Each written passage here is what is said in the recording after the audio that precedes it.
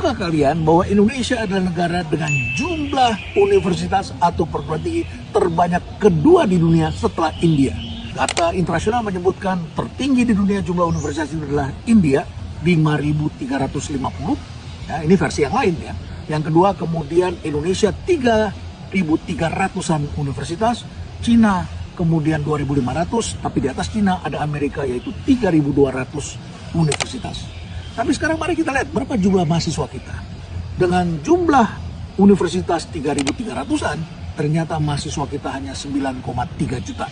Kelihatannya besar sih, tapi bandingkan dengan India, yaitu 5.350 universitas, tetapi mahasiswanya ada 44 juta orang. Tiongkok, kita lihat lagi, dengan 2.500, perguruan tingginya jauh di bawah kita jumlahnya, tapi mahasiswanya ada 35 juta. Amerika bahkan 2 kalinya kita, itu 16 juta mahasiswa.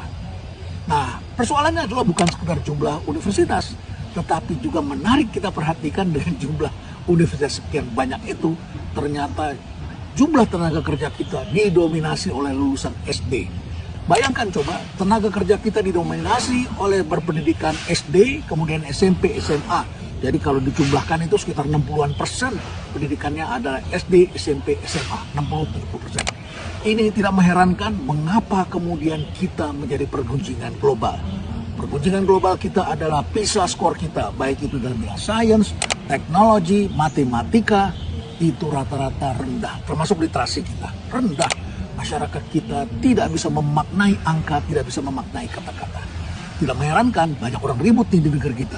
Satu soal gampang aja ribut, menyelesaikan apapun ribut, nggak selesai-selesai. Di jalanan juga ribut, antara orang yang benar yang nggak benar, kuatan yang nggak benar itu.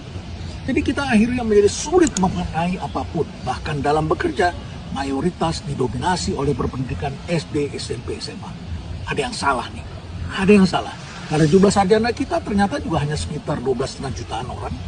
Jadi mahasiswanya ada 9,32 juta, tetapi jumlah sarjana di Indonesia cuma sekitar 12,5 juta. Lalu kemudian kita mengharapkan pendidikan kita ini bisa meningkatkan pendapatan. Alih-alih meningkatkan pendapatan, yang terjadi adalah kelas menengah kita menjadi semakin rentan. Tapi kelas menengah ini kemudian sekarang berkurang, dan berkurangnya banyak sekali. 9,4 juta orang turun ke bawah. Yang lebih enak di bawah sih, karena kalau di bawah kan dapat bansos, dapat bantuan ini dan itu. Dan tahun 2024, apalagi kemarin menjelang Pilpres, itu banyak sekali. Pemerintah kita itu generous sekali, murah hati sekali, banyak sekali yang dibagikan. Dengan tujuan ini, tujuan itu, tujuan ini, pokoknya banyak sekali yang diberikan. Memang lebih enak di bawah. Apalagi sebentar lagi kalau nanti kita melihat misalnya harga BBM, subsidinya akan dialihkan. Memang tidak tepat sasaran sih. Seorang yang naik motor 1 minggu habisnya 3-5 liter, dia hanya dapat kalau subsidi per liter 6.000, dia dapatnya katakanlah 6 liter kali 6.000, 36.000. Yang punya mobil, katakanlah dia memakai 90 liter, kalau subsidinya per liter lagi-lagi 6.000, maka dia dapat 540.000. Bandingkan dengan yang tadi yang di bawah, dia dapat 36.000. Jadi kelas menengah kita memang menikmati subsidi lebih besar kalau untuk kendaraan. Itu kelas menengah ke atas tuh yang punya mobil.